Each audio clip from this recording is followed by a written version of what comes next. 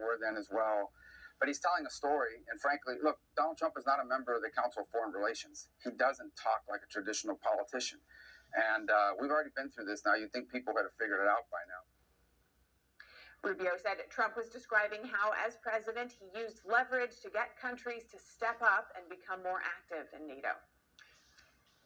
And next, we have political strategist and former congressional candidate Raven Harrison joining us to offer insight into presidential primary campaigns on both sides as the race ramps up with 2 weeks till South Carolina's primary. Raven, welcome. Great to have you back. Now, Haley's campaign said she didn't spend a day or a dollar in Nevada and that she's focusing on her home state. How important is South Carolina for Haley, and what factors could influence the outcome there? Thank you for having me. Yes, it is very important. She was the governor of that state, and they were really looking to her to lead, but she's trailing in those polls. It's a kind of split dynamic. Senator Tim Scott has endorsed President Trump, but the governor, Sununu, is going with Nikki Haley. So you've got some polarization, but it's very important that she send a strong signal from her home market. Now, Trump's attacks on Haley have intensified recently, even to include her husband. How are these comments likely to sit with voters, do you think? It's a mixed bag. The ones who like the brassness and the boldness of Trump are taking that in the same vein. The ones who like to pick apart his dialogue and say it's too harsh, it's too strong, it's too over the top, or using that as fuel for the fire. But at the end of the day, it's where's the merit in attacks? She's launching attacks, he's launching but Biden's attacks. Kind of stupidity is okay. And the Biden camp is taking full advantage of the two Republican heavyweights swinging at each other. Right. How does that play into it? Because both Haley and Trump are kind of fighting each other and Biden at the same time. So this is an extra dynamic at play here. Trump, if he were to try to halt funding to Ukraine. Vance drew on the example of the 2019 impeachment of former President Trump over Ukraine, including his decision to halt funding to the country. But regardless of this Republican opposition, it's likely to pass the Senate later this week. There were 17 Republicans who joined all Democrats in advancing the bill on Sunday. Now tonight they will hold another procedural vote. But it's likely to stop in the Senate, considering Republican opposition in the House continues. Reporting from Washington, D.C., Melina Weiskup, NTD News. Former President Trump is facing backlash from European leaders and some American politicians for his comments this weekend on NATO members' failure to fulfill their financial obligations. Our Washington correspondent, Luis Martinez, has more. You didn't pay? You're delinquent? He said, yes, let's say that happened. No, I would not protect you. In fact, I would encourage them to do whatever the hell they want. You got to pay. You got to pay your bills. Former President Trump's recent comments on NATO drew strong criticism from the European Union. EU Foreign Policy Chief Josep Borrell defended NATO's Article 5, which states that an attack on one member nation will be considered an attack on all, and thus compel all members to act in collective defense. NATO cannot be a la carte military alliance, cannot be a military alliance that works depending on the humor of the President of the U.S. on those days. The European Commission stated that the regional bloc is preparing for all possible outcomes of the U.S. presidential election. NATO Secretary General Jens Stoltenberg accused Trump of putting military personnel at risk, while Republican presidential candidate Nikki Haley added to the staunch criticism.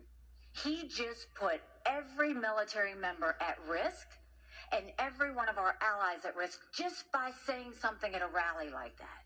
European and Canadian defense spending has increased over $90 billion since 2016, when Trump first brought to light the shortfall in NATO spending. But despite the war that's been raging in Europe for over 23 months, and despite the rhetoric against Trump, NATO members such as Germany, France, Spain, the Netherlands, Italy, Turkey, and... Oops. Well, we're going to play the sound and get your reaction. And one of the presidents of a big country stood up and said, well, sir, if we don't pay and we're attacked by Russia, will you protect us? I said, you didn't pay? You're delinquent? He said, yes, let's say that happened. no, I would not protect you. In fact, I would encourage them to do whatever the hell they want. You got to pay. You got to pay your bills. So, Cash, we obviously try to emphasize on our program that context is always key, especially when it's a soundbite from anybody, specifically former President Trump, as he's often taken out of context. Was this Trump using the bully pulpit, if you will, to pressure NATO to pay up? And do you think if President Trump wins the election, would he or should he ultimately make NATO member countries pay their fair share? I don't We see all know why how not. Donald Trump operates, and he's at his best when he gets people to do things they never would have agreed to otherwise. The whole world is talking about NATO and defense spending. And Donald Trump was the first president to go over there and say, you got to put in your 2%. And as you heard in his tenor and tone and his facial expressions when he said that entire quote, he's talking about forcing NATO and any additional NATO countries that come in to pay their fair share. And there's nothing wrong with that. You know, they used to use the United States of America as a piggy bank, not just for the UN, but also for NATO. And European countries are now upset that they have to pay a little bit of money into the kitty for their own self-defense. Remember, that's what NATO's talking about, right? Majority of the money spent in NATO is for European defense measures, for European countries, funded by the United States of America. And Donald Trump wanted to halt that. And most Americans agree with that. So I think it was an appropriate statement, and yet another example of the mainstream media chopping up a quote for a disinformation narrative. Speaking of funding, Cash, President Biden pushing Congress for more aid to Ukraine. He's also publicly rebuked Israel for its war against Hamas terrorists after the October 7th attacks. I want to play some more sound and get your reaction. I'm of the view, as you know, that the conduct of the response in the Gaza Strip has been over the top. Cash, is Biden's comment there stoking the flame of anti-Israel rhetoric, both on Capitol Hill and on college campuses and other settings, basically setting the stage for Senate Democrats to ultimately oppose any Israel funding, separate funding to appease pro-Hamas sympathizers? That's Yeah, exactly what he's not doing. surprising that the mainstream media is not covering that statement from the current commander-in-chief, who is making a political football out of the two world wars that were created on his watch. Of course, they want to continue to endlessly fund the Ukraine and provide almost no money to the Israeli efforts who are being attacked mercilessly by the number one state sponsor of terror. Oh, and by the way, there's still hostages over there, some of which are American citizens. And I think he is just doing what Washington always does, bending the knee to the defense industrial complex. They are the biggest players in the political landscape. This is why you see so many politicians on Capitol Hill coming out and saying we have to fund the Ukraine. The Ukraine is not the number one national security mission of the United States of America. And these people in Congress and Joe Biden are treating it as such. And that, I think, in my opinion, is not the way to best serve our country. And I think many Americans agree with that. Cash Patel, really appreciate you joining us. Thank you. Hey, thanks. Have a great day.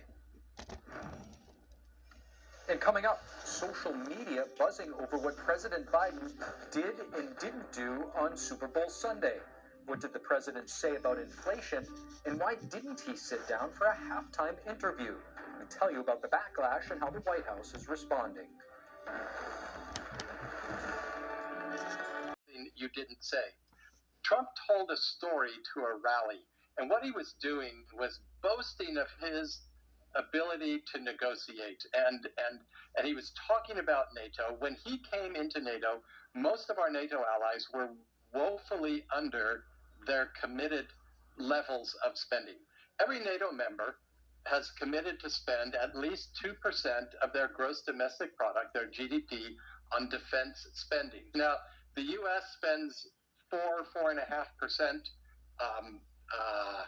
Finland, Lithuania, Latvia spend more than 3%. Poland spends almost 4%. Other than that, almost nobody meets their NATO commitment. France spends almost 2%, right around 2%. I would bet you $1 that the country he was talking about was Germany, because Germany, when Trump first came into office, was woefully under their 2% commitment. And what he was doing to them is saying, listen, we have this Article 5, but you guys have been free riding on American taxpayers for your defense, and it's time for you to start paying. And whatever country it was, I don't want to slander Germany if it wasn't them, whatever country it was, the leader said, well, what would you do if we didn't? Essentially daring Trump to ignore their failure to meet their commitment. And he answered with that. And so now people are taking that and blowing that up into something that where they're saying, oh, Trump said he's not going to support NATO. It's not what he said at all. He was making a point that he knows how to be tough. And by the way, all those countries increased their NATO spending significantly. Germany is much higher than it was. It's still too low, but it's much higher than it was. France was lower. It's now up almost to 2%, and so forth. So it worked. Now, on the note of funds, Trump is now railing against the Senate foreign aid bill, saying that the money should instead be loaned. Now, what would that change if this money were loaned out? Is it accountability, transparency? What would that change? Not much, to be honest with you. It's a good suggestion. It at least creates an obligation that after the war is over, when Ukraine returns to being a very wealthy, very prosperous country, that they would have a responsibility to pay us back. But, you know, there's something, if I may, there's an idea that they could do about Ukraine. Trump has a point about, and the Republicans have a point about spending in Ukraine. There are other ways to spend money to win the war in Ukraine. We should be encouraging Ukraine to use their spectacular military intelligence group that's had all these accomplishments in special operations to go after Putin's energy supply, go after the export ports, the production centers, the internal transport centers. They've been doing that for the last year. They should be encouraged to do more of that. It's a lot cheaper than artillery shells, and it would make the guys on Ukraine's front line safer because it would deprive Putin of the money he needs to buy his weapons and his armaments and to pay more soldiers in his army. And that's the only way you're going to win it, is if you starve Putin. We should bankrupt Putin. We should bankrupt Putin, not ourselves, in this war. Now, next Trump presidency, if he tries to stop funding the war in Ukraine, this is something that Senator Rand Paul agrees with. Now, what would this mean if Trump does win his second term? You know, the funny thing about this issue is everybody is expecting that Trump will win in November. They're all looking at the situation and they're saying, oh my gosh, Trump is coming back. And they're panicking. And I think J.D. Vance is right. I had not been aware of that issue until he tweeted about it. I went and I read his tweet, I read his letter, I looked at the language in the bill, and there really is a poison pill in there. They're setting up Trump so that if he says we are not going to spend this money in Ukraine again, that they can impeach him on the same grounds of the phony impeachment, whatever year that was, 2020, 2019, 2020, when they impeached him before. They expect him to win, and this is one of who knows how many hundreds or perhaps thousands of preparations that they're making so that they can undermine him again when he's president again. Quite fascinating indeed. Bart Marcois, thank you so much for your time. Bright red laser eyes. The profile description is grows the economy. The description on his first post is LOL, hey guys. Chiefs or Niners? Two great quarterbacks, hard to decide. But if I didn't say I was for the Eagles, then I'd be sleeping alone. My wife's a Philly girl. Game or commercials? Game. Game or halftime show? Game. Jason Kelsey or Travis Kelsey? Mama Kelsey. Ever since she makes great chocolate chip cookies. Deviously plotting to rig the season so the Chiefs would make the Super Bowl, or the Chiefs just being a good football team? You get in trouble for it. Trump or Biden? Are you kidding? Biden. Biden's TikTok is noteworthy because many see the app as a national security threat. It's owned by a Chinese company, ByteDance. and ByteDance is beholden to the Chinese Communist Party. FBI Director Christopher Wray said at a recent hearing that TikTok screams of national security concerns. It gives them the ability to control data collection on millions of users, which could be used for all sorts of intelligence operations. The recommendation algorithm, which could be used for all sorts of influence operations or to sow divisiveness, discord. It gives them the ability, should they so choose, to control the software on millions of devices. National Security Council use this platform that his administration is weighing a national ban on. I just can't speak for the campaign or their decisions. I apologize. The administration still has concerns, security concerns about TikTok, even though the campaign has now joined it.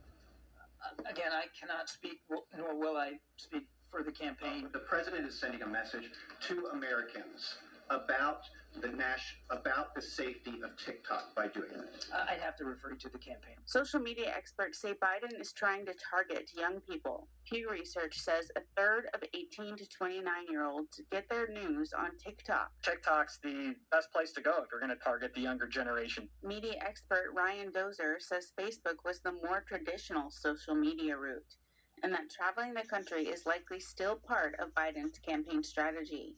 But for young people, TikTok is the #1 platform. Based on the recent polling, what we've seen is that President Biden is losing a lot of support with younger people, particularly over the handling of the war between Hamas and Israel. Andrew Selepak is a social media professor at the University of Florida. He says TikTok is banned in the federal government, in the military, across various state governments, and even on various college campuses. And now we have the President of the United States effectively endorsing a platform that most of the people that work for him are technically not allowed to be on. We reached out to the White House for comment, but didn't hear back before airtime.